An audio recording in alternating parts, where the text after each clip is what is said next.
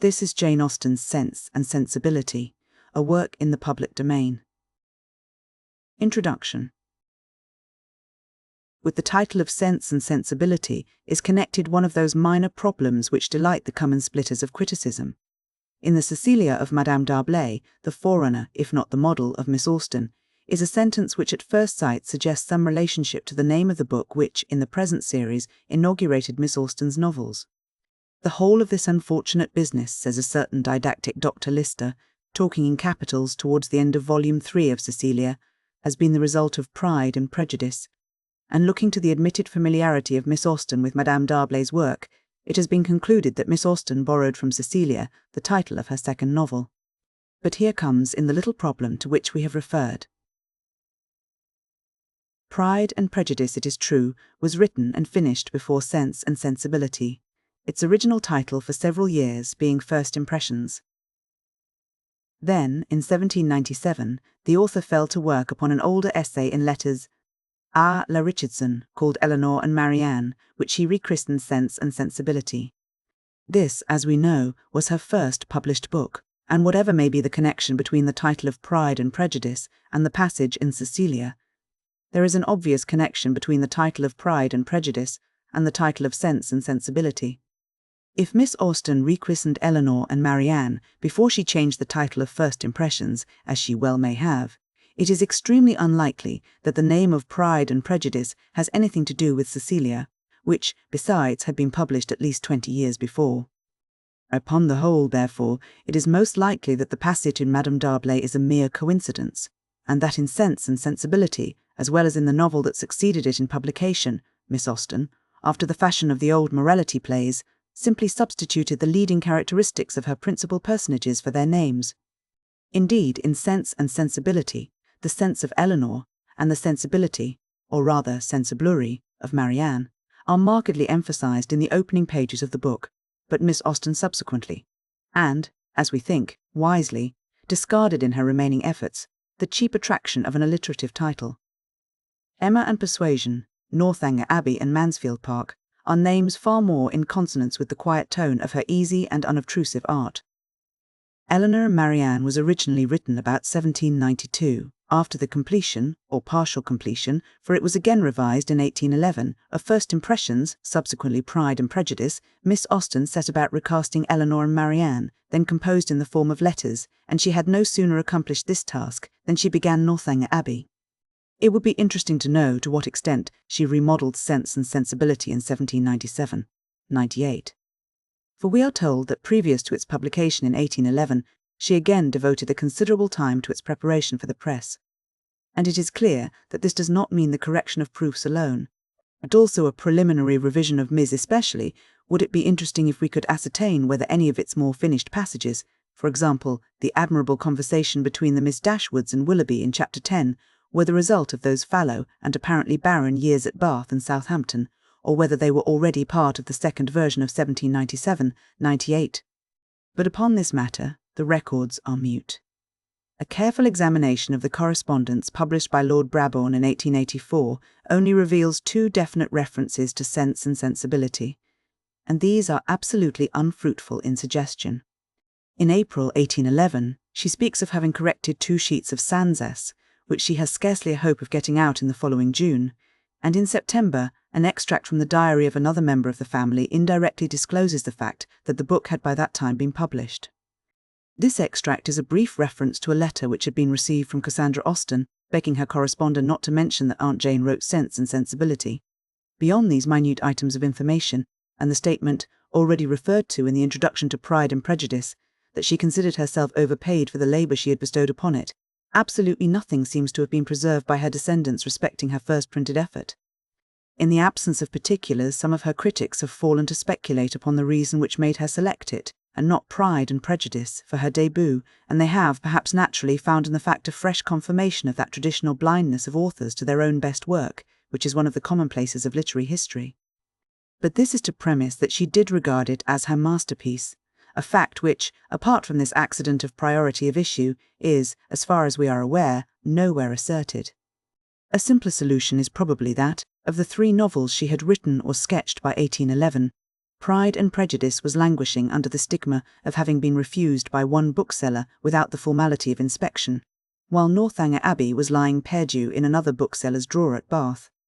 In these circumstances, it is intelligible that she should turn to Sense and Sensibility, when, at length, upon the occasion of a visit to her brother in London in the spring of 1811, Mr. T. Egerton of the Military Library, Whitehall, dawned upon the horizon as a practicable publisher. By the time Sense and Sensibility left the press, Miss Austen was again domiciled at Chawton Cottage. For those accustomed to the swarming reviews of our day, with their babel of notices, it may seem strange that there should be no record of the effect produced, seeing that, as already stated, the book sold well enough to enable its putter forth to hand over to its author what Mr. Gargery, in Great Expectations, would have described as a cool 150. Surely Mr. Egerton, who had visited Miss Austen at Sloane Street, must have later conveyed to her some intelligence of the way in which her work had been welcomed by the public. But if he did, it is no longer discoverable. Mr. Austen Leigh, her first and best biographer, could find no account either of the publication or of the author's feelings thereupon. As far as it is possible to judge, the critical verdicts she obtained were mainly derived from her own relatives and intimate friends, and some of these latter, if one may trust a little anthology which she herself collected, and from which Mr. Austen Leigh prints extracts, must have been more often exasperating than sympathetic. And the long chorus of intelligent approval by which she was afterwards greeted did not begin to be really audible before her death, and her fit audience during her lifetime must have been emphatically few. Of two criticisms which came out in the Quarterly early in the century, she could only have seen one, that of 1815, the other, by Archbishop Whately, the first, which treated her in earnest, did not appear until she had been 3 years dead.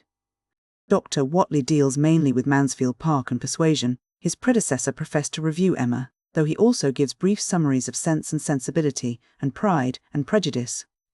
Mr. Austen Leigh, we think, speaks too contemptuously of this initial notice of 1815. If, at certain points, it is half-hearted and inadequate, it is still fairly accurate in its recognition of Miss Austen's supreme merit, as contrasted with her contemporaries, to wit, her skill in investing the fortunes of ordinary characters and the narrative of common occurrences with all the sustained excitement of romance. The reviewer points out very justly that this kind of work, being deprived of all that, according to Bayes, goes to elevate and surprise, must make amends by displaying depth of knowledge and dexterity of execution. And in these qualities, even with such living competitors of her own sex as Miss Edgeworth and Miss Brunton, whose self-control came out in the same year as Sense and Sensibility, he does not scruple to declare that Miss Austen stands almost alone. If he omits to lay stress upon her judgment, her nice sense of fitness, her restraint, her fine irony, and the delicacy of her artistic touch, something must be allowed for the hesitations and reservations which invariably beset the critical pioneer. To contend, however, for a moment that the present volume is Miss Austen's greatest, as it was her first published, novel, would be a mere exercise in paradox. There are who swear by Persuasion, there are who prefer Emma and Mansfield Park. There is a large contingent for Pride and Prejudice, and there is even a section which advocates the preeminence of Northanger Abbey. But no one, as far as we can remember, has ever put Sense and Sensibility first, nor can we believe that its author did so herself. And yet it is she herself who has furnished the standard by which we judge it, and it is by comparison with Pride and Prejudice, in which the leading characters are also two sisters, that we assess and appress its merit. The Eleanor and Marianne of Sense and Sensibility are only inferior when they are contrasted with the Elizabeth and Jane of Pride and Prejudice, and even then, it is probably because we personally like the handsome and amiable Jane Bennet rather better than the obsolete survival of the sentimental novel represented by Marianne Dashwood. Darcy and Bingley again are much more likeable, to use Lady Queensberry's word, than the colourless Edward Ferrars and the stiff-jointed Colonel Brandon.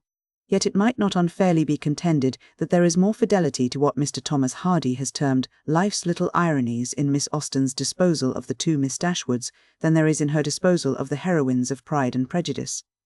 Everyone does not get a Bingley or a Darcy with a Park, but a good many sensible girls like Eleanor pair off contentedly with poor creatures like Edward Ferrars, while not a few enthusiasts like Marianne decline at last upon middle-aged colonels with flannel waistcoats. George Eliot, we fancy, would have held that the fates of Eleanor and Marianne were more probable than the fortunes of Jane and Eliza Bennet. that of the remaining characters, there is certainly none to rival Mr. Bennet, or Lady Catherine de Bourgh, or the ineffable Mr. Collins, of Pride and Prejudice is true, but we confess to a kindness for vulgar matchmaking Mrs. Jennings with her still-room Parmaceti, for an inward bruise in the shape of a glass of old Constantia, and for the diluted Squire Weston, Sir John Middleton, whose horror of being alone carries him to the point of rejoicing in the acquisition of two, to the population of London. Excellent again are Mr. Palmer and his wife, excellent, in their sordid veracity, the self-seeking figures of the Miss Steeles. But the pearls of the book must be allowed to be that egregious amateur in toothpick cases, Mr. Robert Ferrars, with his excursus in chapter 36, on life in a cottage, and the admirably matched Mr. and Mrs. John Dashwood. Miss Austen herself has never done anything better than the inimitable and oft-quoted chapter wherein is debated between the last-named pair the momentous matter of the amount to be devoted to Mrs. Dashwood and her daughters, while the suggestion in chapters Ex Sext of Naya and Ex Extive that the owner of Norland was once within some thousands of having to sell out at a loss, deserves to be remembered with that other memorable escape of Sir Roger de Coverley's ancestor, who was only not killed in the civil wars because he was sent out of the field upon a private message the day before the Battle of Worcester. Of local colouring there is as little in Sense and Sensibility as in Pride and Prejudice. It is not unlikely that some memories of Steventon may survive in Norland, and it may be noted that there is actually a Barton place to the north of Exeter, not far from Lord Iddesleigh's well-known seat of Upton Pines. It is scarcely possible also not to believe that, in Mrs. Jennings's description of Delaford, a nice place, I can tell you exactly what I call a nice old-fashioned place, full of comforts and conveniences, quite shut in with great garden walls that are covered with the best fruit trees in the country, and such a mulberry tree in one corner. Miss Austen had in mind some real Hampshire or Devonshire country house. In any case, it comes nearer a picture than what we usually get from her pen. Then there is a dovecote, some delightful stewponds, and a very pretty canal, and everything, in short, that one could wish for, and, moreover, it is close to the church, and only a quarter of a mile from the turnpike road, so 'tis never dull, for if you only go and sit up in an old yew arbour behind the house, you may see all the carriages that pass along. The last line suggests those quaint gazebos and alcoves, which in the coaching days were so often to be found perched at the roadside, where one might sit and watch the Dover or Canterbury stage go whirling by. Of genteel accomplishments, there is a touch in the landscape in coloured silks, which Charlotte Palmer had worked at school, chap, 'tis a teen, and of old remedies for the lost art of swooning, in the lavender drops of chapter 29. The mention of a dance as a little hop in chapter 9 reads like a premature instance of Middle Victorian slang. But nothing is new, even in a novel, and hop, in this sense, is at least as old as Joseph Andrews. Alice TOF Illustrations, Mr. Dashwood introduced him frontispiece, his son's son, a child of 4 years old. I cannot imagine how they will spend half of it. So shy before company, they sang together. He cut off a long lock of her hair. I have found you out in spite of all your tricks, apparently in violent affliction. Begging her to stop, came to take a survey of the guest.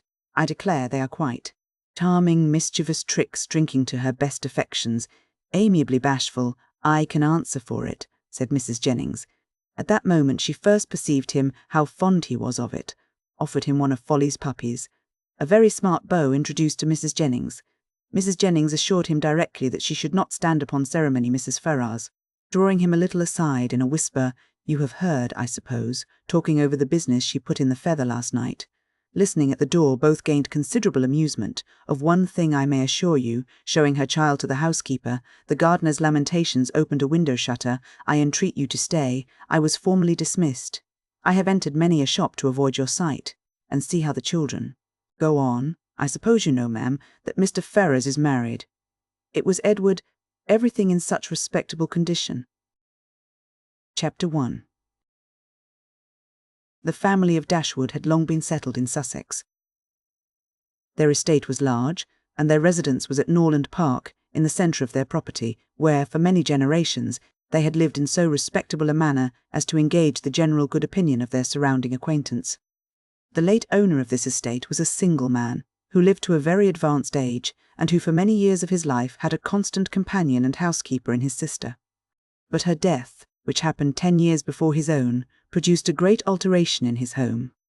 For to supply her loss, he invited and received into his house the family of his nephew, Mr. Henry Dashwood, the legal inheritor of the Norland estate, and the person to whom he intended to bequeath it. In the society of his nephew and niece, and their children, the old gentleman's days were comfortably spent. His attachment to them all increased. The constant attention of Mr. and Mrs. Henry Dashwood to his wishes, which proceeded not merely from interest, but from goodness of heart, gave him every degree of solid comfort which his age could receive, and the cheerfulness of the children added a relish to his existence. By a former marriage, Mr. Henry Dashwood had one son, by his present lady, 3 daughters.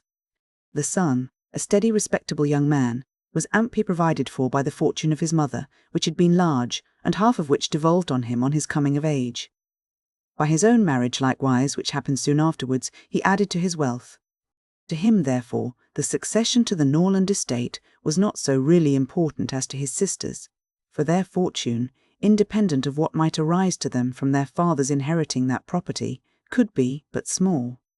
Their mother had nothing, and their father only £7,000 in his own disposal, for the remaining moiety of his first wife's fortune was also secured to her child, and he had only a life interest in it.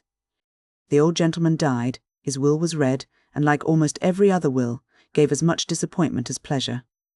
He was neither so unjust nor so ungrateful as to leave his estate from his nephew, but he left it to him on such terms as destroyed half the value of the bequest.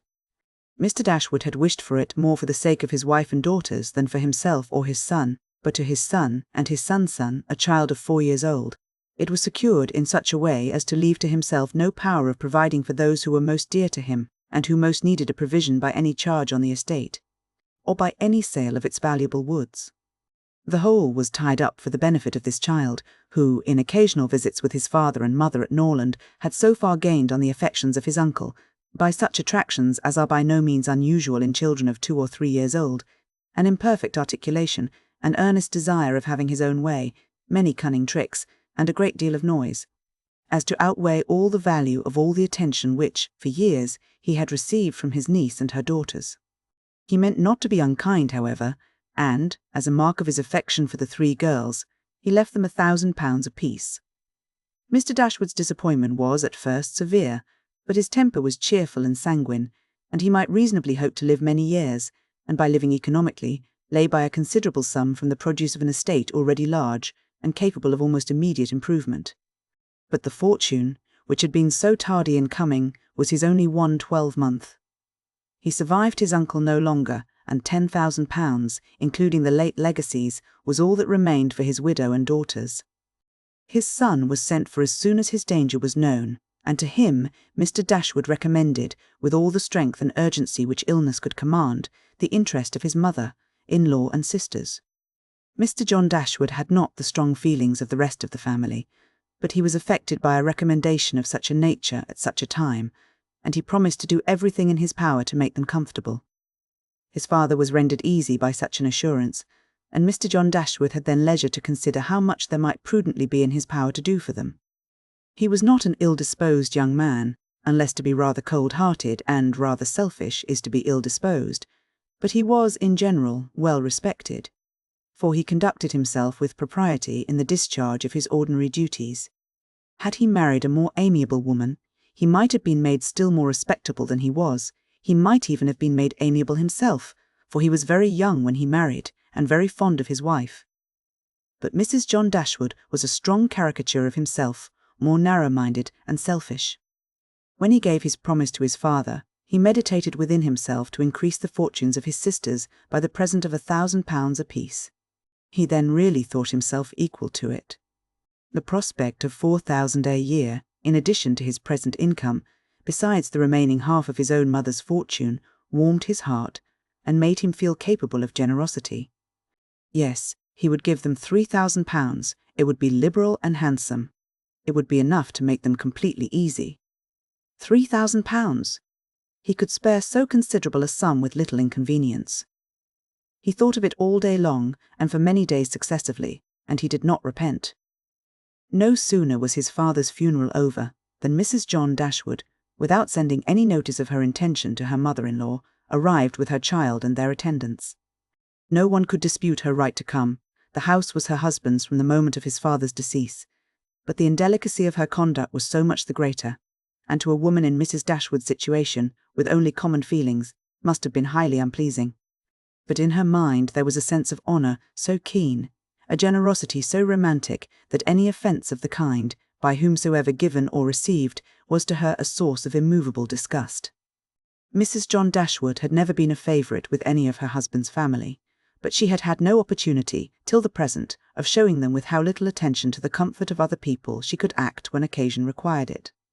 So acutely did Mrs. Dashwood feel this ungracious behaviour, and so earnestly did she despise her daughter in-law for it, that, on the arrival of the latter, she would have quitted the house for ever, had not the entreaty of her eldest girl induced her first to reflect on the propriety of going, and her own tender love for all her 3 children determined her afterwards to stay, and for their sakes avoid a breach with their brother.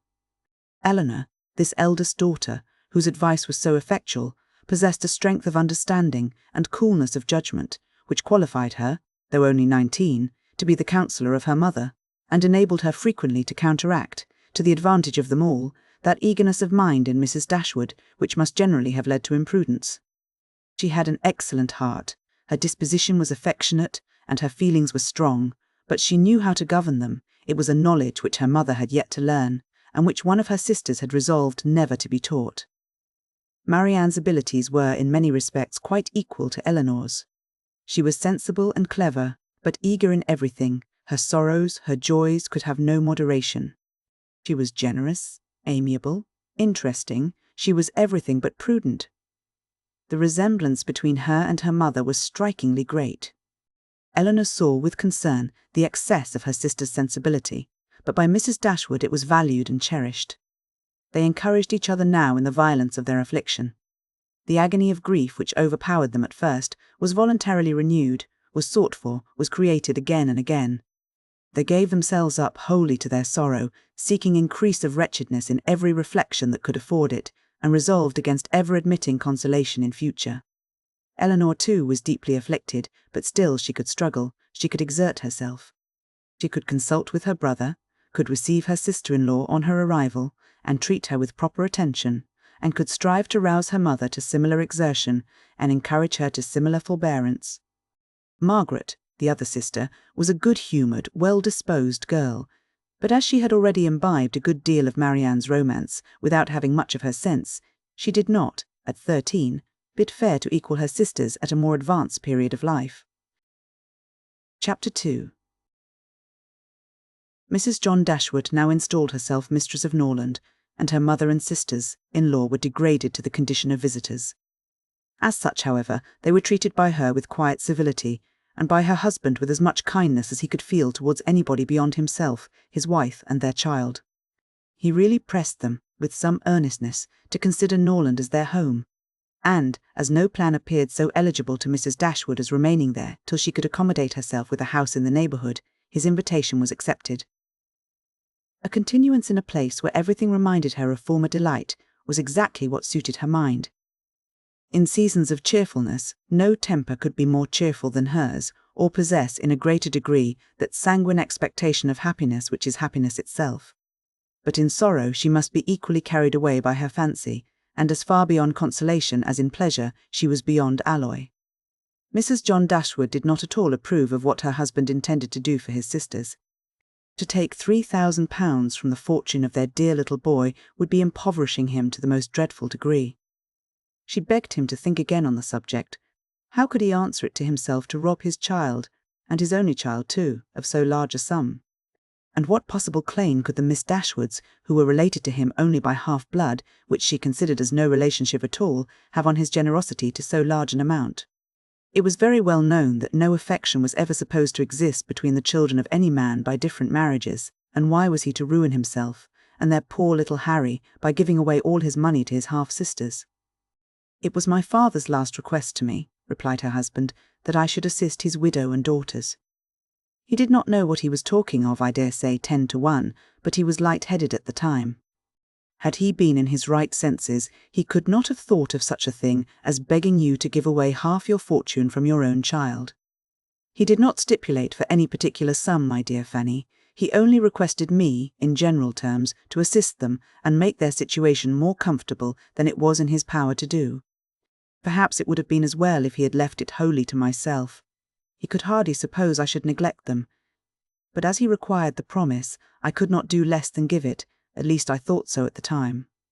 The promise, therefore, was given, and must be performed. Something must be done for them whenever they leave Norland and settle in a new home. Well then, let something be done for them, but that something need not be £3,000. Consider, she added, that when the money is once parted with, it never can return. Your sisters will marry, and it will be gone for ever. If indeed it could be restored to our poor little boy. Why, to be sure, said her husband, very gravely, that would make great difference. The time may come when Harry will regret that so large a sum was parted with. If he should have a numerous family, for instance, it would be a very convenient addition. To be sure it would. Perhaps, then, it would be better for all parties if the sum were diminished one half. £500 would be a prodigious increase to their fortunes. Oh, beyond anything great! What brother on earth would do half so much for his sisters, even if really his sisters? And as it is, only half blood. But you have such a generous spirit. I would not wish to do anything mean, he replied. One had rather, on such occasions, do too much than too little. No one, at least, can think I have not done enough for them, even themselves. They can hardly expect more. There is no knowing what they may expect, said the lady. But we are not to think of their expectations. The question is, what you can afford to do. Certainly, and I think I may afford to give them £500 apiece. As it is, without any addition of mine, they will each have about £3,000 on their mother's death, a very comfortable fortune for any young woman. To be sure it is, and indeed it strikes me that they can want no addition at all. They will have £10,000 divided amongst them. If they marry, they will be sure of doing well, and if they do not, they may all live very comfortably together on the interest of £10,000. That is very true, and therefore I do not know whether, upon the whole, it would not be more advisable to do something for their mother while she lives, rather than for them. Something of the annuity kind, I mean. My sisters would feel the good effects of it as well as herself. 100 a year would make them all perfectly comfortable. His wife hesitated a little, however, in giving her consent to this plan. To be sure, said she, it is better than parting with £1,500 at once, but then, if Mrs. Dashwood should live 15 years, we shall be completely taken in. 15 years! My dear Fanny, her life cannot be worth half that purchase. Certainly not, but if you observe, people always live forever when there is an annuity to be paid them, and she is very stout and healthy, and hardly 40. An annuity is a very serious business. It comes over and over every year, and there is no getting rid of it. You are not aware of what you are doing. I have known a great deal of the trouble of annuities, for my mother was clogged with the payment of 3 old superannuated servants by my father's will, and it is amazing how disagreeable she found it. Twice every year these annuities were to be paid, and then there was the trouble of getting it to them, and then one of them was said to have died, and afterwards it turned out to be no such thing. My mother was quite sick of it. Her income was not her own, she said, with such perpetual claims on it, and it was the more unkind in my father, because, otherwise, the money would have been entirely at my mother's disposal, without any restriction whatever. It has given me such an abhorrence of annuities, that I am sure I would not pin myself down to the payment of one for all the world. It is certainly an unpleasant thing, replied Mr. Dashwood, to have those kind of yearly drains on one's income. One's fortune, as your mother justly says, is not one's own. To be tied down to the regular payment of such a sum on every rent day is by no means desirable. It takes away one's independence. Undoubtedly, and after all you have no thanks for it. They think themselves secure, you do no more than what is expected, and it raises no gratitude at all. If I were you, whatever I did should be done at my own discretion entirely. I would not bind myself to allow them anything yearly. It may be very inconvenient some years to spare 100, or even £50 from our own expenses. I believe you are right, my love. It will be better that there should be no annuity in the case. Whatever I may give them occasionally will be of far greater assistance than a yearly allowance, because they would only enlarge their style of living if they felt sure of a larger income, and would not be sixpence the richer for it at the end of the year. It will certainly be much the best way. A present of £50 now and then will prevent their ever being distressed for money, and will, I think, be amply discharging my promise to my father. be sure it will. Indeed, to say the truth, I am convinced within myself that your father had no idea of your giving them any money at all. The assistance he thought of, I dare say, was only such as might be reasonably expected of you, for instance, such as looking out for a comfortable small house for them, helping them to move their things, and sending them presents of fish and game and so forth, whenever they are in season. I'll lay my life that he meant nothing farther. Indeed, it would be very strange and unreasonable if he did. Do but consider, my dear Mr. Dashwood, how excessively comfortable your mother-in-law and her daughters may live on the interest of £7,000, besides the £1,000 belonging to each of the girls, which brings them in £50 a year apiece. And, of course, they will pay their mother for their board out of it. Altogether they will have £500 a year amongst them, and what on earth can 4 women want for more than that? They will live so cheap, their housekeeping will be nothing at all. They will have no carriage, no horses, and hardly any servants. They will keep no company, and can have no expenses of any kind. Only conceive how comfortable they will be. 500 a year. I am sure I cannot imagine how they will spend half of it. And as to your giving them more, it is quite absurd to think of it. They will be much more able to give you something. Upon my word, said Mr. Dashwood, I believe you are perfectly right. My father certainly could mean nothing more by his request to me than what you say. I clearly understand it now, and I will strictly fulfil my engagement by such acts of assistance and kindness to them as you have described. When my mother removes into another house, my services shall be readily given to accommodate her as far as I can. Some little present of furniture, too, may be acceptable then? Certainly, returned Mrs. John Dashwood. But, however, one thing must be considered. When your father and mother moved to Norland, though the furniture of Stanhill was sold, all the china, plate and linen was saved, and is now left to your mother. Her house will therefore be almost completely fitted up as soon as she takes it. That is a material consideration, undoubtedly. A valuable legacy indeed, and yet some of the plate would have been a very pleasant addition to our own stock here. Yes, and the set of breakfast china is twice as handsome as what belongs to this house. A great deal too handsome, in my opinion, for any place they can ever afford to live in. But, however, so it is. Your father thought only of them, and I must say this, that you owe no particular gratitude to him, nor attention to his wishes, for we very well know that if he could, he would have left almost everything in the world to them.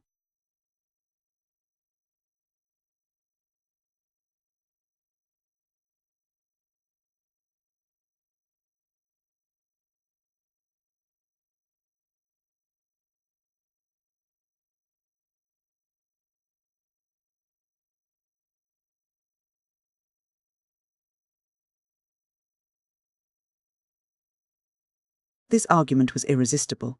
It gave to his intentions whatever of decision was wanting before, and he finally resolved that it would be absolutely unnecessary, if not highly indecorous, to do more for the widow and children of his father than such kind of neighbourly acts as his own wife pointed out. Chapter 3. Mrs. Dashwood remained at Norland several months, not from any disinclination to move when the sight of every well-known spot ceased to raise the violent emotion which it produced for a while. For when her spirits began to revive, and her mind became capable of some other exertion than that of heightening its affliction by melancholy remembrances, she was impatient to be gone, and indefatigable in her inquiries for a suitable dwelling in the neighbourhood of Norland, for to remove far from that beloved spot was impossible. But she could hear of no situation that at once answered her notions of comfort and ease, and suited the prudence of her eldest daughter, whose steadier judgment rejected several houses as too large for their income, which her mother would have approved. Mrs. Dashwood had been informed by her husband of the solemn promise on the part of his son in their favour, which gave comfort to his last earthly reflections. She doubted the sincerity of this assurance no more than he had doubted it himself, and she thought of it for her daughter's sake with satisfaction, though as for herself she was persuaded that a much smaller provision than 7,000 all would support her in affluence. For their brother's sake, too, for the sake of his own heart, she rejoiced, and she reproached herself for being unjust to his merit before, in believing him incapable of generosity. His attentive behaviour to herself and his sisters convinced her that their welfare was dear to him, and, for a long time, she firmly relied on the liberality of his intentions.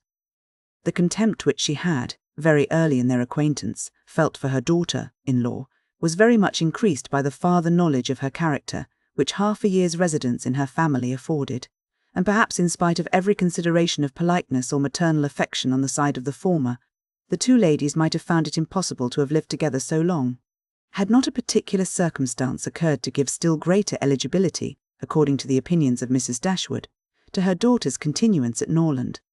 This circumstance was a growing attachment between her eldest girl and the brother of Mrs. John Dashwood, a gentlemanlike and pleasing young man, who was introduced to their acquaintance soon after his sister's establishment at Norland, and who had since spent the greatest part of his time there. Some mothers might have encouraged the intimacy from motives of interest, for Edward Ferrars was the eldest son of a man who had died very rich, and some might have repressed it from motives of prudence, for, except a trifling sum, the whole of his fortune depended on the will of his mother. But Mrs. Dashwood was alike uninfluenced by either consideration. It was enough for her that he appeared to be amiable, that he loved her daughter, and that Eleanor returned the partiality. It was contrary to every doctrine of hers that difference of fortune should keep any couple asunder who were attracted by resemblance of disposition, and that Eleanor's merit should not be acknowledged by everyone who knew her was to her comprehension impossible. Edward Ferrars was not recommended to their good opinion by any peculiar graces of person or address. He was not handsome, and his manners required intimacy to make them pleasing. He was too diffident to do justice to himself, but when his natural shyness was overcome, his behaviour gave every indication of an open, affectionate heart. His understanding was good, and his education had given it solid improvement. But he was neither fitted by abilities nor disposition to answer the wishes of his mother and sister, who longed to see him distinguished as, they hardly knew what. They wanted him to make a fine figure in the world in some manner or other. His mother wished to interest him in political concerns, to get him into Parliament, or to see him connected with some of the great men of the day. Mrs. John Dashwood wished it likewise, but in the meanwhile, till one of these superior blessings could be attained, it would have quieted her ambition to see him driving a barouche. But Edward had no turn for great men or barouches. All his wishes centred in domestic comfort and the quiet of private life. Fortunately, he had a younger brother who was more promising. Edward had been staying several weeks in the house before he engaged much of Mrs. Dashwood's attention, for she was at that time in such affliction as rendered her careless of surrounding objects. She saw only that he was quiet and unobtrusive, and she liked him for it. He did not disturb the wretchedness of her mind by ill-timed conversation. She was first called to observe and approve him farther by a reflection which Eleanor chanced one day to make on the difference between him and his sister. It was a contrast which recommended him most forcibly to her mother. "It is enough," said she, "to say that he is unlike Fanny is enough. It implies everything amiable. I love him already." "I think you will like him," said Eleanor, "when you know more of him." "Like him," replied her mother with a smile. "I feel no sentiment of approbation inferior to love.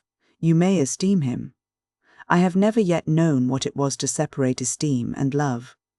Mrs. Dashwood now took pains to get acquainted with him. Her manners were attaching, and soon banished his reserve. She speedily comprehended all his merits. The persuasion of his regard for Eleanor perhaps assisted her penetration. But she really felt assured of his worth, and even that quietness of manner, which militated against all her established ideas of what a young man's address ought to be, was no longer uninteresting when she knew his heart to be warm and his temper affectionate. No sooner did she perceive any symptom of love in his behaviour to Eleanor than she considered their serious attachment as certain, and looked forward to their marriage as rapidly approaching. "In a few months, my dear Marianne," said she, "Eleanor will, in all probability, be settled for life. We shall miss her, but she will be happy." "Oh, mamma, how shall we do without her?" "My love, it will be scarcely a separation. We shall live within a few miles of each other, and shall meet every day of our lives. You will gain a brother, a real, affectionate brother. I have the highest opinion in the world of Edward's heart. But you look grave, Marianne. Do you disapprove your sister's choice?" "Perhaps," said Marianne, "I may consider it with some surprise. Edward is very amiable, and I love him tenderly. But yet, he is not the kind of young man. There is something wanting. His figure is not striking. It has none of that grace which I should expect in the man who could seriously attach my sister. His eyes want all that spirit, that fire, which at once announce virtue and intelligence. And besides all this, I am afraid, mamma, he has no real taste.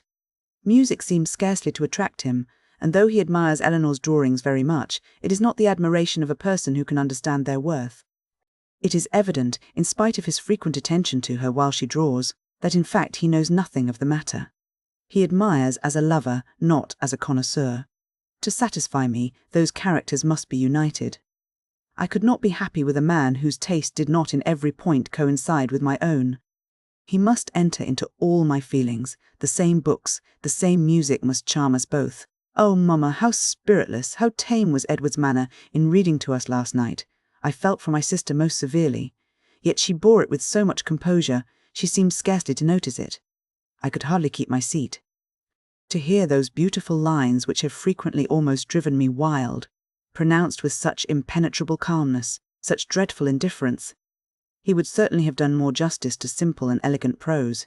I thought so at the time, but you would give him Cowper. Nay, mamma, if he is not to be animated by Cowper, but we must allow for difference of taste. Eleanor has not my feelings, and therefore she may overlook it and be happy with him. But it would have broke my heart, had I loved him, to hear him read with so little sensibility. Mamma, the more I know of the world, the more am I convinced that I shall never see a man whom I can really love. I require so much. He must have all Edward's virtues, and his person and manners must ornament his goodness with every possible charm. Remember, my love, that you are not 17. It is yet too early in life to despair of such a happiness. Why should you be less fortunate than your mother? In one circumstance only, my Marianne, may your destiny be different from hers. Chapter 4. What a pity it is, Eleanor, said Marianne, that Edward should have no taste for drawing. No taste for drawing, replied Eleanor. Why should you think so? He does not draw himself, indeed, but he has great pleasure in seeing the performances of other people, and I assure you he is by no means deficient in natural taste, though he has not had opportunities of improving it. Had he ever been in the way of learning, I think he would have drawn very well. He distrusts his own judgment in such matters so much that he is always unwilling to give his opinion on any picture, but he has an innate propriety and simplicity of taste, which in general direct him perfectly right.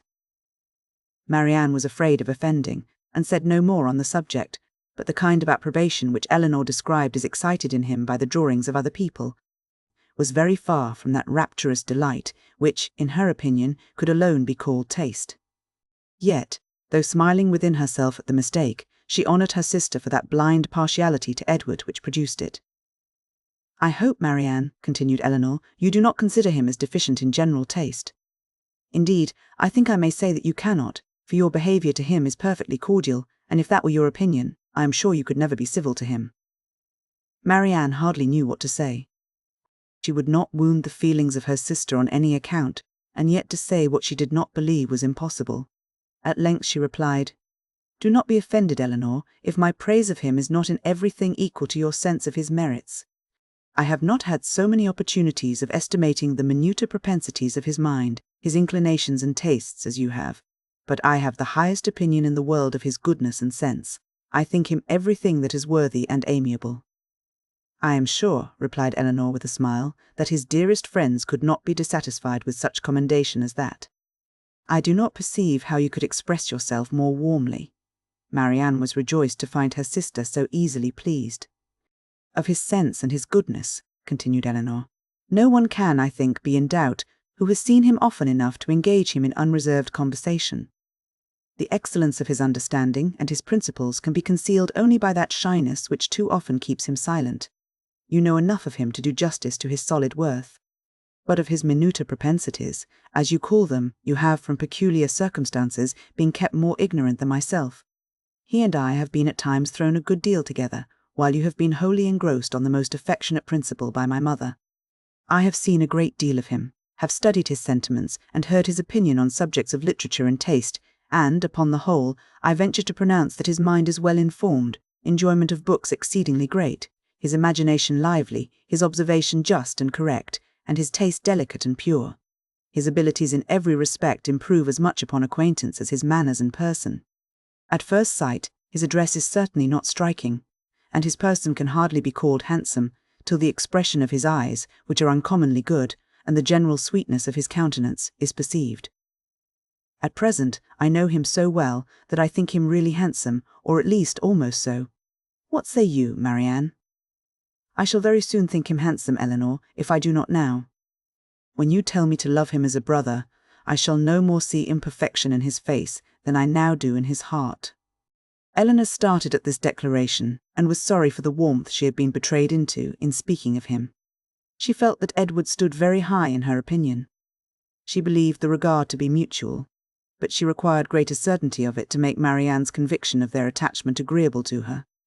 She knew that what Marianne and her mother conjectured one moment, they believed the next, that with them, to wish was to hope, and to hope was to expect. She tried to explain the real state of the case to her sister. "I do not attempt to deny," said she, "that I think very highly of him, that I greatly esteem. Marianne here burst forth with indignation. Esteem him? Like him? Cold-hearted Eleanor! Oh, worse than cold-hearted, ashamed of being otherwise. Use those words again, and I will leave the room this moment." Eleanor could not help laughing.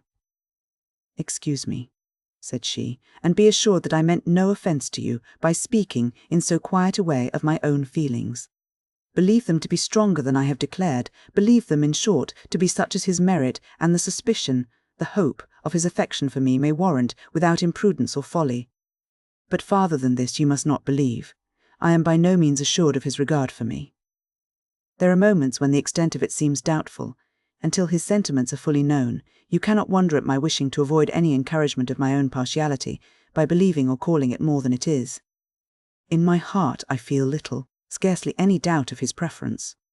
But there are other points to be considered besides his inclination. He is very far from being independent. What his mother really is we cannot know, but, from Fanny's occasional mention of her conduct and opinions, we have never been disposed to think her amiable, and I am very much mistaken if Edward is not himself aware that there would be many difficulties in his way, if he were to wish to marry a woman who had not either a great fortune or high rank. Marianne was astonished to find how much the imagination of her mother and herself had outstripped the truth. "And you really are not engaged to him," said she. "Yet it certainly soon will happen. But two advantages will proceed from this delay. I shall not lose you so soon, and Edward will have greater opportunity of improving that natural taste for your favourite pursuit, which must be so indispensably necessary to your future felicity. Oh, if he should be so far stimulated by your genius as to learn to draw himself, how delightful it would be!" Eleanor had given her real opinion to her sister. She could not consider her partiality for Edward in so prosperous a state as Marianne had believed it. There was, at times, a want of spirits about him, which, if it did not denote indifference, spoke of something almost as unpromising. A doubt of her regard, supposing him to feel it, need not give him more than inquietude.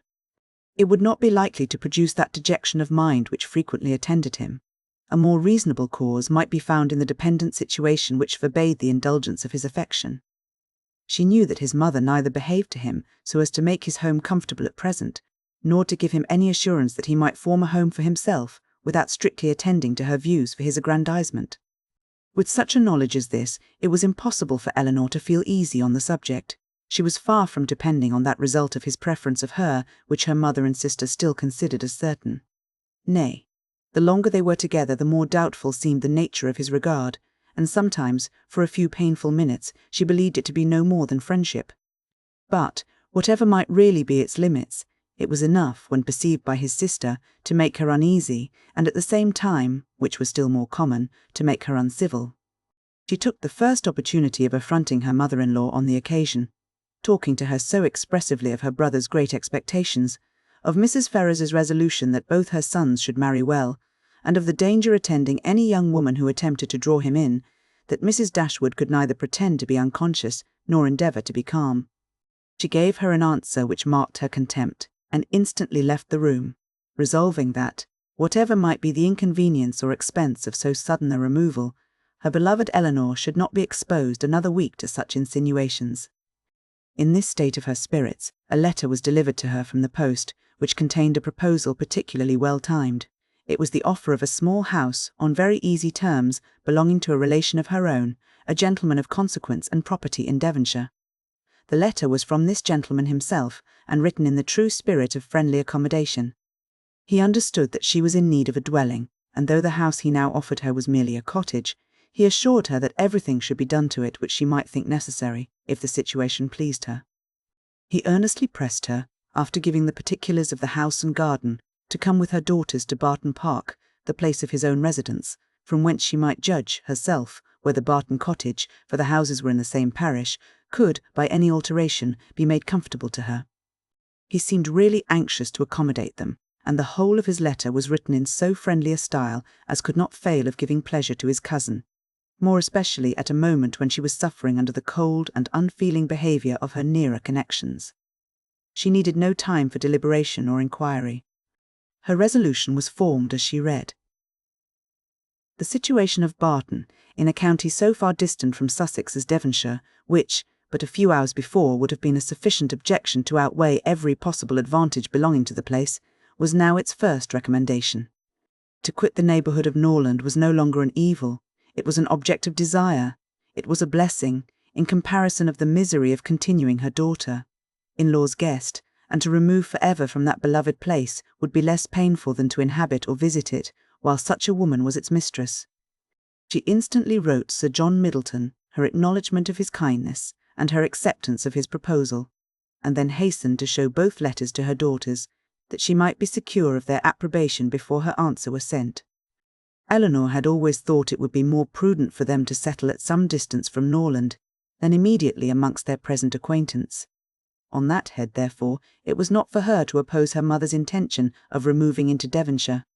The house, too, as described by Sir John, was on so simple a scale, and the rent so uncommonly moderate, as to leave her no right of objection on either point, and, therefore, though it was not a plan which brought any charm to her fancy, though it was a removal from the vicinity of Norland beyond her wishes, she made no attempt to dissuade her mother from sending a letter of acquiescence.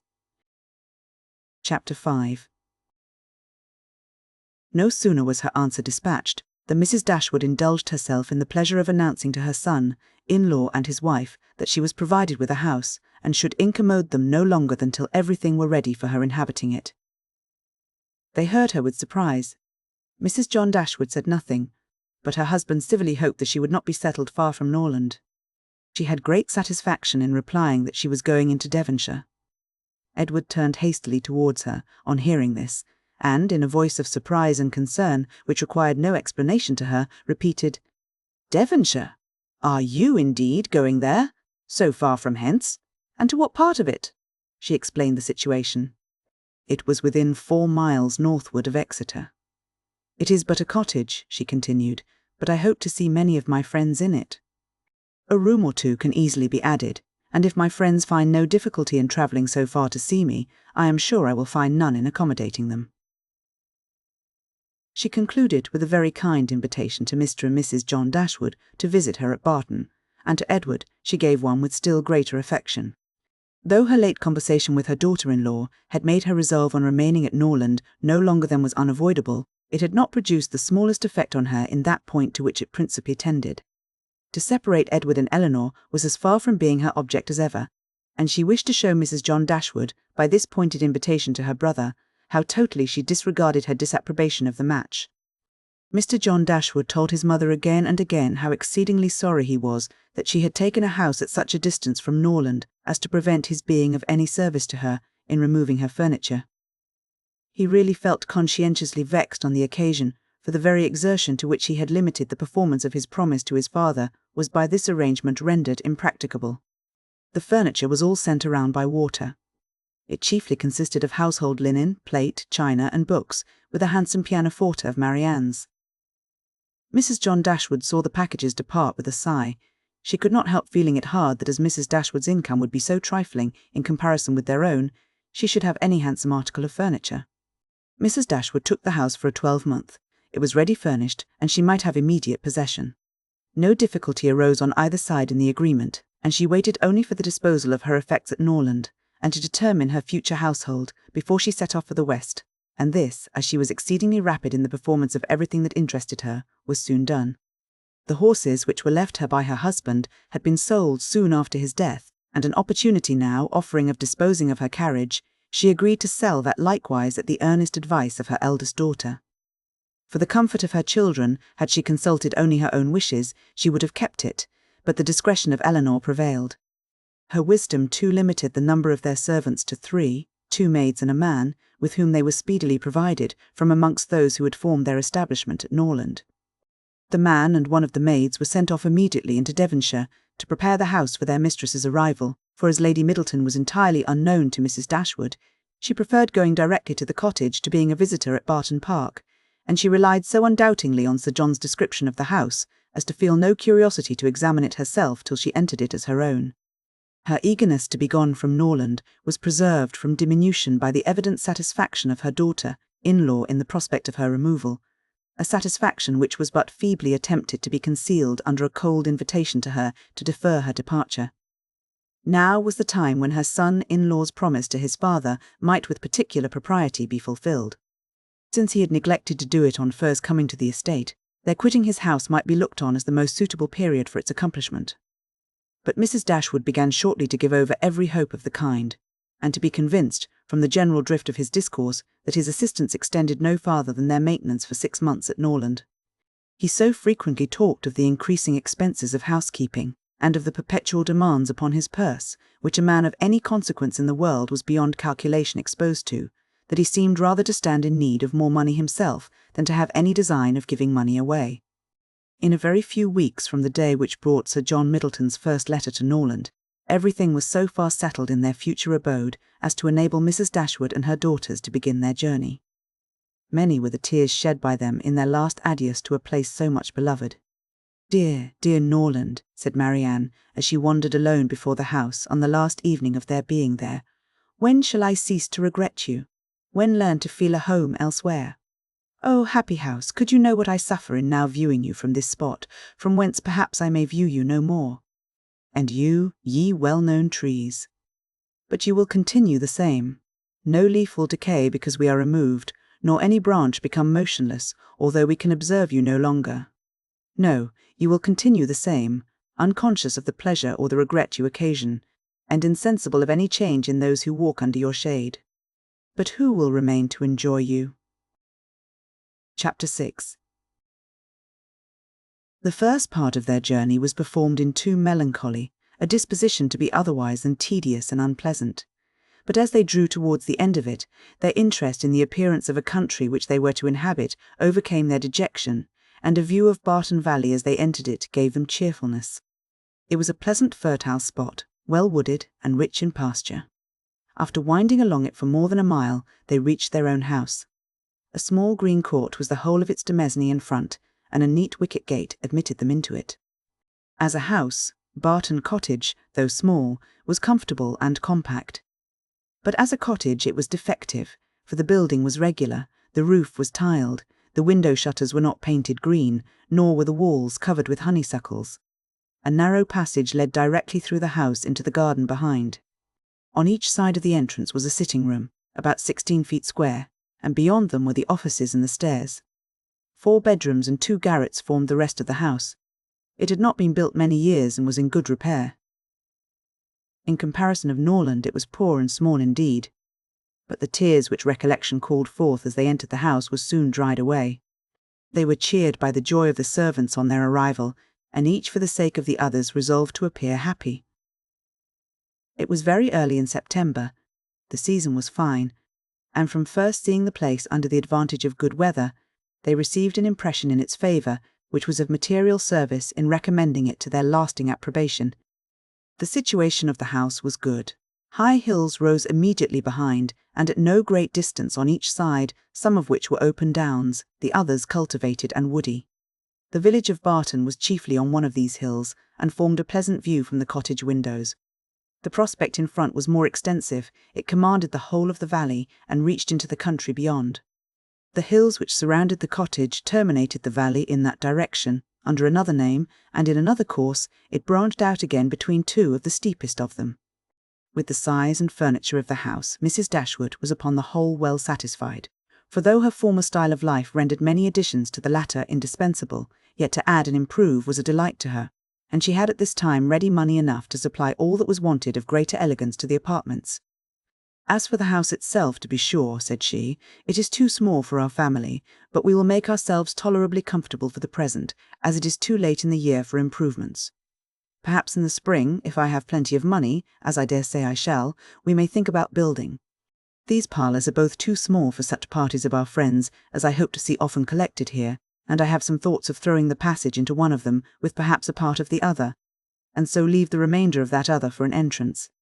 This, with a new drawing-room which may be easily added, and a bedchamber and garret above, will make it a very snug little cottage. I could wish the stairs were handsome, but one must not expect everything, though I suppose it would be no difficult matter to widen them.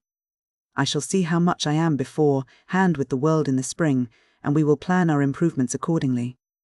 In the meantime, till all these alterations could be made from the savings of an income of 500 a year by a woman who never saved in her life, they were wise enough to be contented with the house as it was, and each of them was busy in arranging their particular concerns, and endeavouring, by placing around them books and other possessions, to form themselves a home. Marianne's pianoforte was unpacked and properly disposed of, and Eleanor's drawings were affixed to the walls of their sitting-room. In such employments as these they were interrupted soon after breakfast the next day by the entrance of their landlord, who called to welcome them to Barton, and to offer them every accommodation from his own house and garden in which theirs might at present be deficient. Sir John Middleton was a good-looking man about 40. He had formerly visited at Stanhill, but it was too long for his young cousins to remember him. His countenance was thoroughly good-humoured, and his manners were as friendly as the style of his letter. Their arrival seemed to afford him real satisfaction, and their comfort to be an object of real solicitude to him. He said much of his earnest desire of their living in the most sociable terms with his family, and pressed them so cordially to dine at Barton Park every day till they were better settled at home, that, though his entreaties were carried to a point of perseverance beyond civility, they could not give offence. His kindness was not confined to words, for within an hour after he left them, a large basket full of garden stuff and fruit arrived from the park, which was followed before the end of the day by a present of game. He insisted, moreover, on conveying all their letters to and from the post for them, and would not be denied the satisfaction of sending them his newspaper every day. Lady Middleton had sent a very civil message by him, denoting her intention of waiting on Mrs. Dashwood as soon as she could be assured that her visit would be no inconvenience. And as this message was answered by an invitation equally polite, her ladyship was introduced to them the next day. They were, of course, very anxious to see a person on whom so much of their comfort at Barton must depend, and the elegance of her appearance was favourable to their wishes. Lady Middleton was not more than 6 or 7 and 20. Her face was handsome, her figure tall and striking, and her address graceful. Her manners had all the elegance which her husband's wanted, but they would have been improved by some share of his frankness and warmth, and her visit was long enough to detract something from their first admiration, by showing that, though perfectly well bred, she was reserved, cold, and had nothing to say for herself beyond the most commonplace inquiry or remark. Conversation, however, was not wanted, for Sir John was very chatty, and Lady Middleton had taken the wise precaution of bringing with her their eldest child, a fine little boy about 6 years old, by which means there was one subject always to be recurred to by the ladies in case of extremity, for they had to inquire his name and age, admire his beauty, and ask him questions which his mother answered for him, while he hung about her and held down his head, to the great surprise of her ladyship, who wondered at his being so shy before company, as he could make noise enough at home. On every formal visit, a child ought to be of the party, by way of provision for discourse. In the present case, it took up 10 minutes to determine whether the boy were most like his father or mother, and in what particular he resembled either, for of course everybody differed, and everybody was astonished at the opinion of the others. An opportunity was soon to be given to the Dashwoods of debating on the rest of the children, as Sir John would not leave the house without securing their promise of dining at the park the next day. Chapter 7. Barton Park was about half a mile from the cottage. The ladies had passed near it in their way along the valley, but it was screened from their view at home by the projection of a hill. The house was large and handsome, and the Middletons lived in a style of equal hospitality and elegance. The former was for Sir John's gratification, the latter for that of his lady. They were scarcely ever without some friends staying with them in the house, and they kept more company of every kind than any other family in the neighbourhood. It was necessary to the happiness of both, for however dissimilar in temper and outward behaviour, they strongly resembled each other in that total want of talent and taste which confined their employments, unconnected with such as society produced, within a very narrow compass. Sir John was a sportsman, Lady Middleton a mother. He hunted and shot, and she humoured her children, and these were their only resources.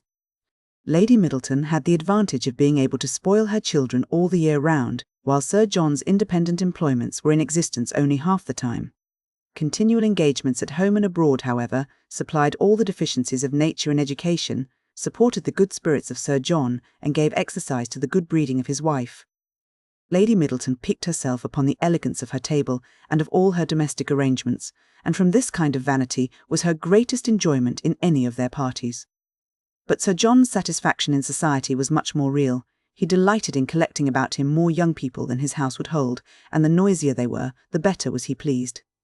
He was a blessing to all the juvenile part of the neighbourhood, for in summer he was forever forming parties to eat cold ham and chicken out of doors, and in winter his private balls were numerous enough for any young lady who was not suffering under the insatiable appetite of 15.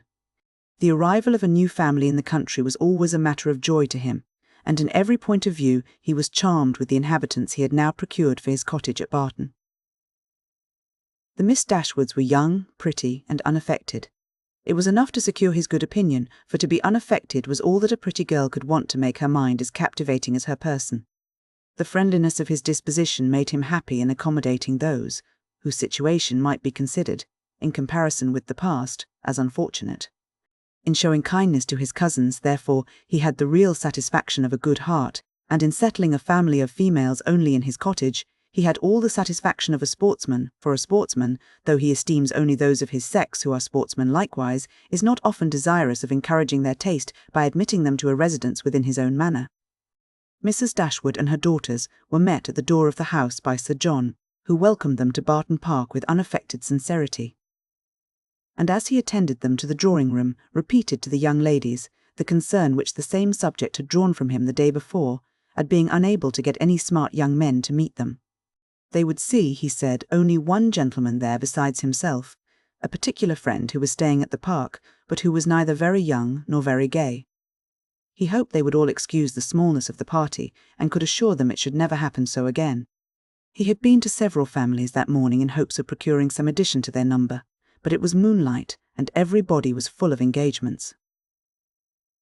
Luckily Lady Middleton's mother had arrived at Barton within the last hour, and as she was a very cheerful, agreeable woman, he hoped the young ladies would not find it so very dull as they might imagine. The young ladies, as well as their mother, were perfectly satisfied with having 2 entire strangers of the party, and wished for no more. Mrs. Jennings, Lady Middleton's mother, was a good-humoured, merry, fat, elderly woman who talked a great deal, seemed very happy, and rather vulgar. She was full of jokes and laughter, and before dinner was over had said many witty things on the subject of lovers and husbands, hoped they had not left their hearts behind them in Sussex, and pretended to see them blush whether they did or not. Marianne was vexed at it for her sister's sake, and turned her eyes towards Eleanor to see how she bore these attacks, with an earnestness which gave Eleanor far more pain than could arise from such commonplace raillery as Mrs. Jennings is. Colonel Brandon, the friend of Sir John, seemed no more adapted by resemblance of manner to be his friend than Lady Middleton was to be his wife, or Mrs. Jennings to be Lady Middleton's mother. He was silent and grave. His appearance, however, was not unpleasing, in spite of his being, in the opinion of Marianne and Margaret, an absolute old bachelor, for he was on the wrong side of 35. But though his face was not handsome, his countenance was sensible, and his address was particularly gentlemanlike. There was nothing in any of the party which could recommend them as companions to the Dashwoods, but the cold insipidity of Lady Middleton was so particularly repulsive that in comparison of it, the gravity of Colonel Brandon, and even the boisterous mirth of Sir John and his mother-in-law was interesting. Lady Middleton seemed to be roused to enjoyment only by the entrance of her 4 noisy children after dinner, who pulled her about, tore her clothes, and put an end to every kind of discourse except what related to themselves. In the evening, as Marianne was discovered to be musical, she was invited to play. The instrument was unlocked, everybody prepared to be charmed, and Marianne, who sang very well, at their request, went through the chief of the songs which Lady Middleton had brought into the family on her marriage, and which perhaps had lain ever since in the same position on the pianoforte, for her ladyship had celebrated that event by giving up music, although by her mother's account she had played extremely well, and by her own was very fond of it. Marianne's performance was highly applauded. Sir John was loud in his admiration at the end of every song, and as loud in his conversation with the others while every song lasted. Lady Middleton frequently called him to order, wondered how anyone's attention could be diverted from music for a moment, and asked Marianne to sing a particular song which Marianne had just finished. Colonel Brandon alone, of all the party, heard her without being in raptures. He paid her only the compliment of attention, and she felt a respect for him on the occasion which the others had reasonably forfeited by their shameless want of taste. His pleasure in music, though it amounted not to that ecstatic delight which alone could sympathize with her own, was estimable when contrasted against the horrible insensibility of the others, and she was reasonable enough to allow that a man of 35 might well have outlived all acuteness of feeling and every exquisite power of enjoyment. She was perfectly disposed to make every allowance for the Colonel's advanced state of life which humanity required. Chapter 8. Mrs. Jennings was a widow with an ample jointure. She had only 2 daughters, both of whom she had lived to see respectably married, and she had now therefore nothing to do but to marry all the rest of the world. In the promotion of this object, she was zealously active, as far as her ability reached, and missed no opportunity of projecting weddings among all the young people of her acquaintance. She was remarkably quick in the discovery of attachments, and had enjoyed the advantage of raising the blushes and the vanity of many a young lady, by insinuations of her power over such a young man. And this kind of discernment enabled her soon after her arrival at Barton decisively to pronounce that Colonel Brandon was very much in love with Marianne Dashwood. She rather suspected it to be so on the very first evening of their being together, from his listening so attentively while she sang to them, and when the visit was returned by the Middletons dining at the cottage, the fact was ascertained by his listening to her again. It must be so. She was perfectly convinced of it. It would be an excellent match, for he was rich and she was handsome. Mrs. Jennings had been anxious to see Colonel Brandon well married, ever since her connection with Sir John first brought him to her knowledge, and she was always anxious to get a good husband for every pretty girl. The immediate advantage to herself was by no means inconsiderable, for it supplied her with endless jokes against them both. At the park she laughed at the Colonel, and in the cottage at Marianne. To the former her raillery was probably, as far as it regarded only himself, perfectly indifferent. But to the latter it was at first incomprehensible, and when its object was understood, she hardly knew whether most to laugh at its absurdity or censure its impertinence, for she considered it as an unfeeling reflection on the Colonel's advanced years and on his forlorn condition as an old bachelor. Mrs. Dashwood, who could not think a man 5 years younger than herself so exceedingly ancient as he appeared to the youthful fancy of her daughter, ventured to clear Mrs. Jennings from the probability of wishing to throw ridicule on his age. "But at least, mamma, you cannot deny the absurdity of the accusation, though you may not think it intentionally ill-natured. Colonel Brandon is certainly younger than Mrs. Jennings, but he is old enough to be my father, and if he were ever animated enough to be in love, must have long outlived every sensation of the kind. It is too ridiculous. When is a man to be safe from such wit, if age and infirmity will not protect him?" "Infirmity," said Eleanor. "Do you call Colonel Brandon infirm? I can easily suppose that his age may appear much greater to you than to my mother, but you can hardly deceive yourself as to his having the use of his limbs. Did not you hear him complain of the rheumatism? And is not that the commonest infirmity of declining life?" "My dearest child," said her mother, laughing, "at this rate you must be in continual terror of my decay, and it must seem to you a miracle that my life has been extended to the advanced age of 40. Mamma, you are not doing me justice. I know very well that Colonel Brandon is not old enough to make his friends yet apprehensive of losing him in the course of nature. He may live 20 years longer, but 35 has nothing to do with matrimony." "Perhaps," said Eleanor, 35 and 17 had better not have anything to do with matrimony together. "But if there should by any chance happen to be a woman who is single at 27, I should not think Colonel Brandon's being 35 any objection to his marrying her." "A woman of 27, said Marianne, after pausing a moment, "can never hope to feel or inspire affection again, and if her home be uncomfortable or her fortune small, I can suppose that she might bring herself to submit to the offices of a nurse for the sake of the provision and security of a wife. In his marrying such a woman, therefore, there would be nothing unsuitable. It would be a compact of convenience, and the world would be satisfied. In my eyes, it would be no marriage at all, but that would be nothing. To me, it would seem only a commercial exchange in which each wished to be benefited at the expense of the other." "It would be impossible, I know," replied Eleanor, "to convince you that a woman of 27 could feel for a man of 35 anything near enough to love, to make him a desirable companion to her. But I must object to your dooming Colonel Brandon and his wife to the constant confinement of a sick chamber. merely because he chanced to complain yesterday, a very cold, damp day, of a slight rheumatic feel in one of his shoulders. But he talked of flannel waistcoats, said Marianne, and with me a flannel waistcoat is invariably connected with aches, cramps, rheumatisms, and every species of ailment that can afflict the old and the feeble. Had he been only in a violent fever, you would not have despised him half so much. Confess, Marianne, is not there something interesting to you in the flushed cheek, hollow eye, and quick pulse of a fever? Soon after this, upon Eleanor's leaving the room, "Mamma," said Marianne, "I have an alarm on the subject of illness which I cannot conceal from you. I am sure Edward Ferrars is not well. We have now been here almost a fortnight, and yet he does not come. Nothing but real indisposition could occasion this extraordinary delay. What else can detain him at Norland? Had you any idea of his coming so soon?" said Mrs. Dashwood. "I had none. On the contrary, if I have felt any anxiety at all on the subject, it has been in recollecting that he sometimes showed a want of pleasure and readiness in accepting my invitation when I talked of his coming to Barton. Does Eleanor expect him already?" "I have never mentioned it to her, but of course she must." "I rather think you are mistaken, for when I was talking to her yesterday of getting a new grate for the spare bedchamber, she observed that there was no immediate hurry for it, as it was not likely that the room would be wanted for some time. How strange this is! What can be the meaning of it? But the whole of their behaviour to each other has been unaccountable. How cold, how composed were their last adieux! How languid their conversation the last evening of their being together! In Edward's farewell there was no distinction between Eleanor and me. It was the good wishes of an affectionate brother to both. Twice did I leave them purposely together in the course of the last morning, and each time did he most unaccountably follow me out of the room. And Eleanor, in quitting Norland and Edward, cried not as I did. Even now her self-command is invariable. When is she dejected or melancholy?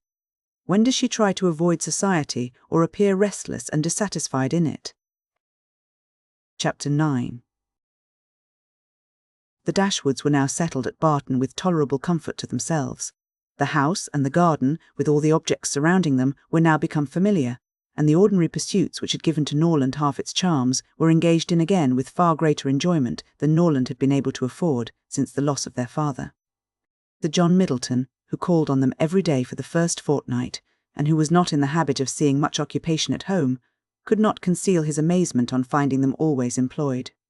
Their visitors, except those from Barton Park, were not many, for, in spite of Sir John's urgent entreaties that they would mix more in the neighbourhood, and repeated assurances of his carriage being always at their service, the independence of Mrs. Dashwood's spirit overcame the wish of society for her children, and she was resolute in declining to visit any family beyond the distance of a walk. There were but few who could be so classed, and it was not all of them that were attainable. About 1.5 miles from the cottage, along the narrow winding valley of Allenham, which issued from that of Barton, as formerly described, the girls had, in one of their earliest walks, discovered an ancient respectable-looking mansion, which, by reminding them a little of Norland, interested their imagination and made them wish to be better acquainted with it. But they learnt, on inquiry, that its possessor, an elderly lady of very good character, was unfortunately too infirm to mix with the world, and never stirred from home. The whole country about them abounded in beautiful walks. The high downs which invited them from almost every window of the cottage to seek the exquisite enjoyment of air on their summits were a happy alternative when the dirt of the valleys beneath shut up their superior beauties, and towards one of these hills did Marianne and Margaret one memorable morning direct their steps, attracted by the partial sunshine of a showery sky, and unable longer to bear the confinement which the settled rain of the 2 preceding days had occasioned. The weather was not tempting enough to draw the 2 others from their pencil and their book, in spite of Marianne's declaration that the day would be lastingly fair, and that every threatening cloud would be drawn off from their hills, and the 2 girls set off together. They gaily ascended the downs, rejoicing in their own penetration at every glimpse of blue sky, and when they caught in their faces the animating gales of a high southwesterly wind, they pitied the fears which had prevented their mother and Eleanor from sharing such delightful sensations. "Is there a felicity in the world," said Marianne, "superior to this?" "Margaret, we will walk here at least 2 hours." Margaret agreed, and they pursued their way against the wind, resisting it with laughing delight for about 20 minutes longer, when suddenly the clouds united over their heads, and a driving rain set full in their face. Chagrined and surprised, they were obliged, though unwillingly, to turn back, for no shelter was nearer than their own house. One consolation, however, remained for them, to which the exigence of the moment gave more than usual propriety. It was that of running with all possible speed down the steep side of the hill which led immediately to their garden gate. They set off. Marianne had at first the advantage, but a false step brought her suddenly to the ground, and Margaret, unable to stop herself to assist her, was involuntarily hurried along and reached the bottom in safety. A gentleman carrying a gun, with 2 pointers playing round him, was passing up the hill and within a few yards of Marianne when her accident happened. He put down his gun and ran to her assistance.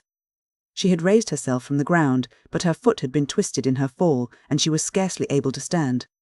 The gentleman offered his services, and perceiving that her modesty declined what her situation rendered necessary, took her up in his arms without farther delay, and carried her down the hill. Then, passing through the garden, the gate of which had been left open by Margaret, he bore her directly into the house, whither Margaret was just arrived, and quitted not his hold till he had seated her in a chair in the parlour.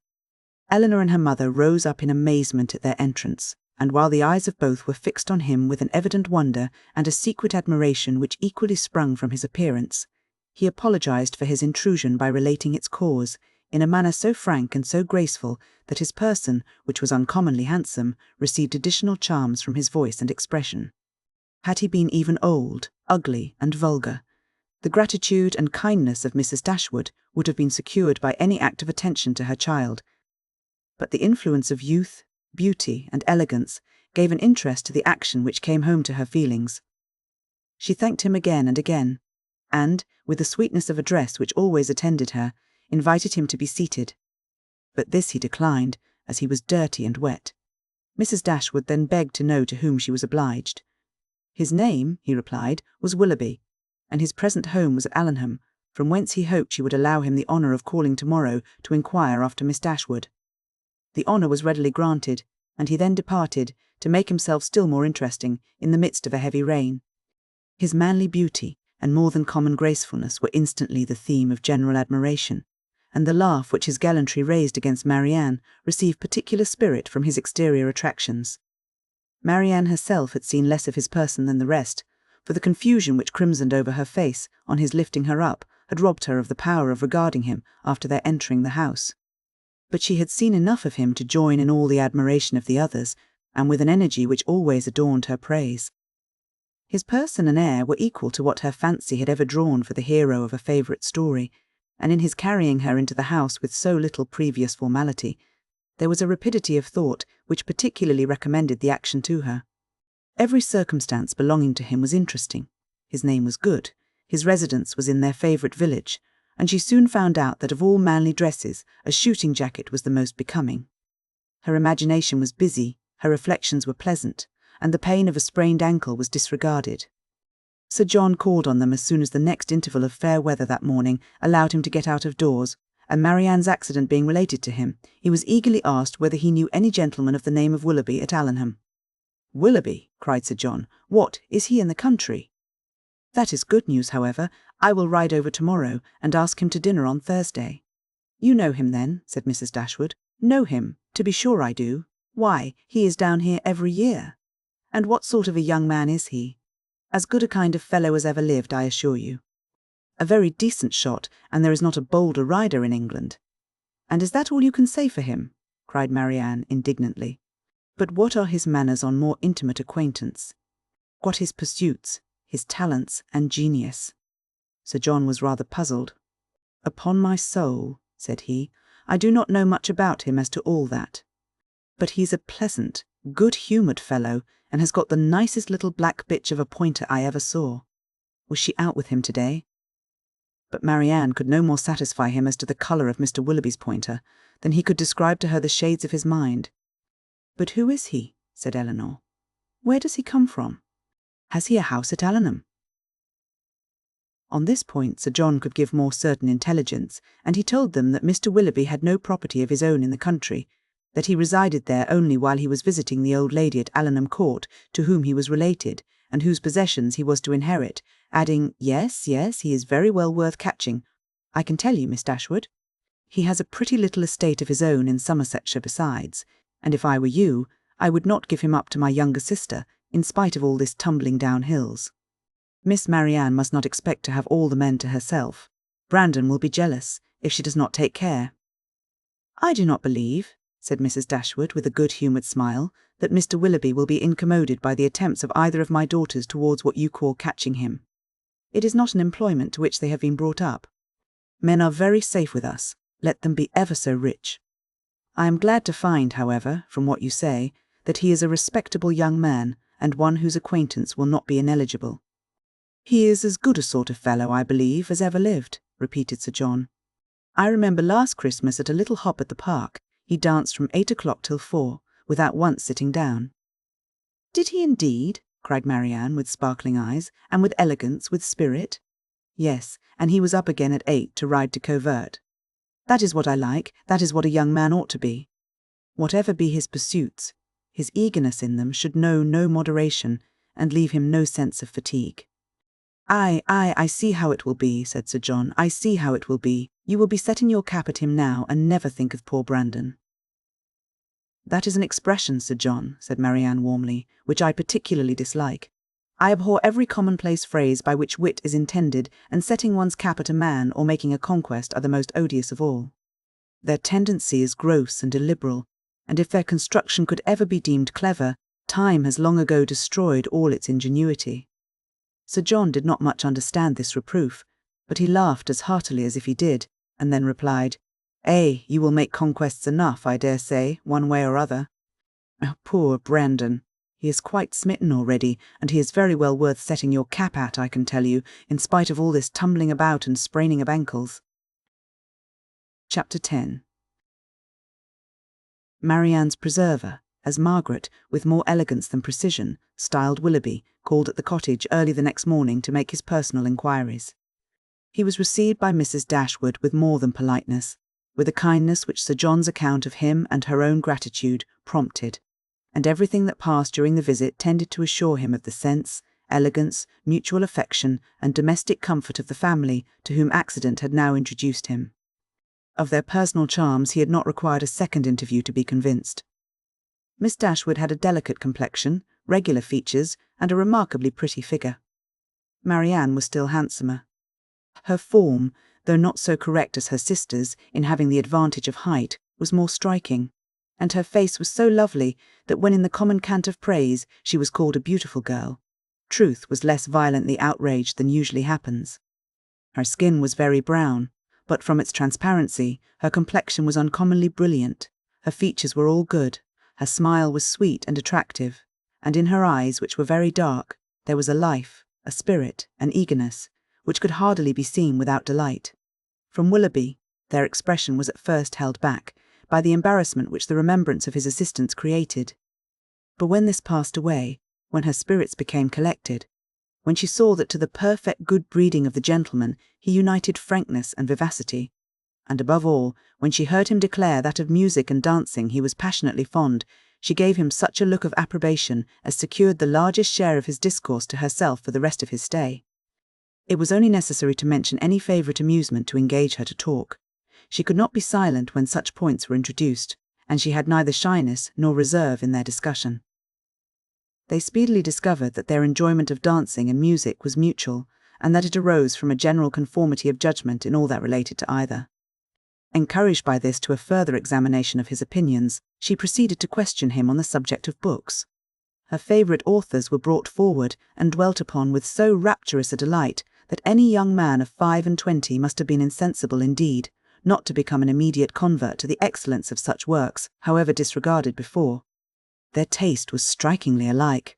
The same books, the same passages were idolized by each, or if any difference appeared, any objection arose, it lasted no longer than till the force of her arguments and the brightness of her eyes could be displayed. He acquiesced in all her decisions, caught all her enthusiasm, and long before his visit concluded, they conversed with the familiarity of a long-established acquaintance.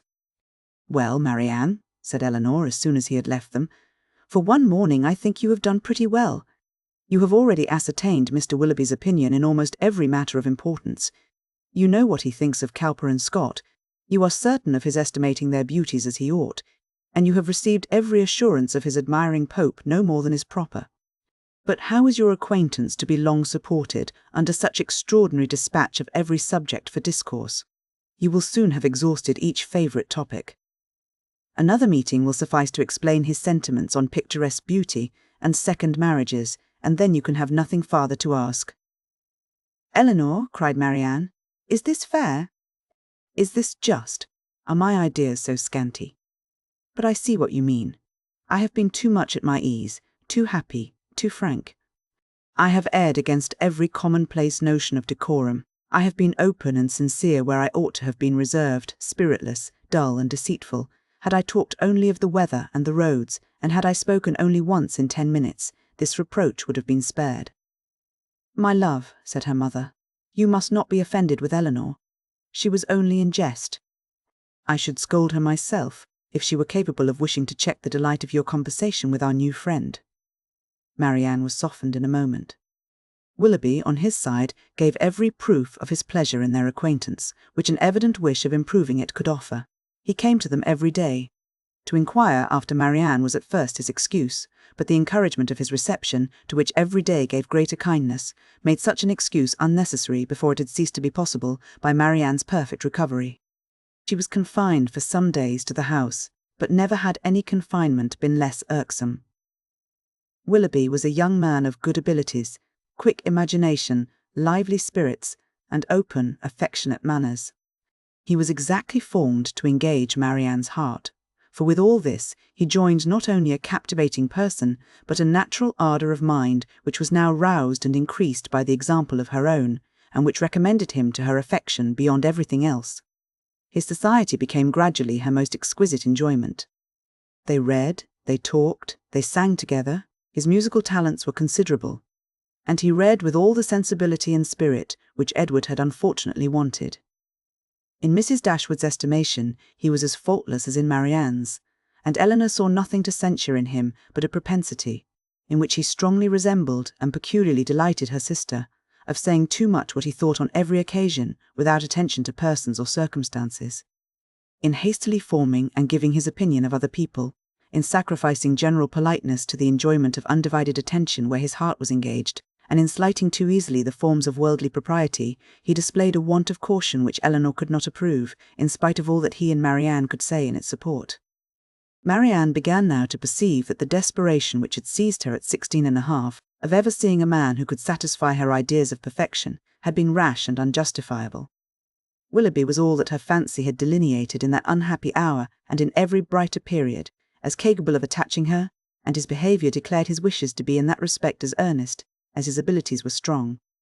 Her mother, too, in whose mind not one speculative thought of their marriage had been raised by his prospect of riches, was led before the end of a week to hope and expect it, and secretly to congratulate herself on having gained 2 such sons, in-law as Edward and Willoughby.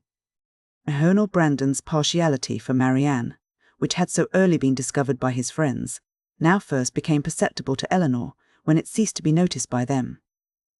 Their attention and wit were drawn off to his more fortunate rival, and the raillery which the other had incurred before any partiality arose, was removed when his feelings began really to call for the ridicule so justly annexed to sensibility. Eleanor was obliged, though unwillingly, to believe that the sentiments which Mrs. Jennings had assigned him for her own satisfaction were now actually excited by her sister, and that however a general resemblance of disposition between the parties might forward the affection of Mr. Willoughby, an equally striking opposition of character was no hindrance to the regard of Colonel Brandon. She saw it with concern, for what could a silent man of 35 hope when opposed to a very lively one of 25? And as she could not even wish him successful, she heartily wished him indifferent. She liked him. In spite of his gravity and reserve, she beheld in him an object of interest. His manners, though serious, were mild, and his reserve appeared rather the result of some oppression of spirits than of any natural gloominess of temper. Sir John had dropped hints of past injuries and disappointments, which justified her belief of his being an unfortunate man, and she regarded him with respect and compassion. Perhaps she pitied and esteemed him the more, because he was slighted by Willoughby and Marianne, who, prejudiced against him for being neither lively nor young, seemed resolved to undervalue his merits. "Brandon is just the kind of man," said Willoughby one day, when they were talking of him together, "whom everybody speaks well of, and nobody cares about, whom all are delighted to see, and nobody remembers to talk to." "That is exactly what I think of him," cried Marianne. "Do not boast of it, however," said Eleanor, "for it is injustice in both of you. He is highly esteemed by all the family at the park, and I never see him myself without taking pains to converse with him." "That he is patronized by you," replied Willoughby, "is certainly in his favour, but as for the esteem of the others, it is a reproach in itself. Who would submit to the indignity of being approved by such a woman as Lady Middleton and Mrs. Jennings, that could command the indifference of anybody else? But perhaps the abuse of such people as yourself and Marianne will make amends for the regard of Lady Middleton and her mother. If their praise is censure, your censure may be praise, for they are not more undiscerning than you are prejudiced and unjust. In defence of your protégé you can even be saucy. My protégé, as you call him, is a sensible man, and sense will always have attractions for me. Yes, Marianne, even in a man between 30 and 40. He has seen a great deal of the world, has been abroad, has read, and has a thinking mind. I have found him capable of giving me much information on various subjects, and he has always answered my inquiries with readiness of good breeding and good nature." "That is to say," cried Marianne contemptuously, "he has told you that in the East Indies the climate is hot, and the mosquitoes are troublesome." "He would have told me so, I doubt not, had I made any such inquiries. But they happened to be points on which I had been previously informed." "Perhaps," said Willoughby, "his observations may have extended to the existence of nabobs, gold moors, and palanquins." "I may venture to say that his observations have stretched much further than your candour. But why should you dislike him?" "I do not dislike him. I consider him, on the contrary, as a very respectable man, who has everybody's good word and nobody's notice, who has more money than he can spend, more time than he knows how to employ, and 2 new coats every year. Add to which," cried Marianne, "that he has neither genius, taste, nor spirit. That his understanding has no brilliancy, his feelings no ardour, and his voice no expression." "You decide on his imperfections so much in the mass," replied Eleanor, "and so much on the strength of your own imagination, that the commendation I am able to give of him is comparatively cold and insipid. I can only pronounce him to be a sensible man, well bred, well informed, of gentle address, and, I believe, possessing an amiable heart." "Miss Dashwood," cried Willoughby, "you are now using me unkindly. You are endeavouring to disarm me by reason, and to convince me against my will, but it will not do. You shall find me as stubborn as you can be artful. I have 3 unanswerable reasons for disliking Colonel Brandon. He threatened me with rain when I wanted it to be fine. He has found fault with the hanging of my curricle, and I cannot persuade him to buy my brown mare. If it will be any satisfaction to you, however, to be told that I believe his character to be in other respects irreproachable, I am ready to confess it. And in return for an acknowledgment, which must give me some pain, you cannot deny me the privilege of disliking him as much as ever."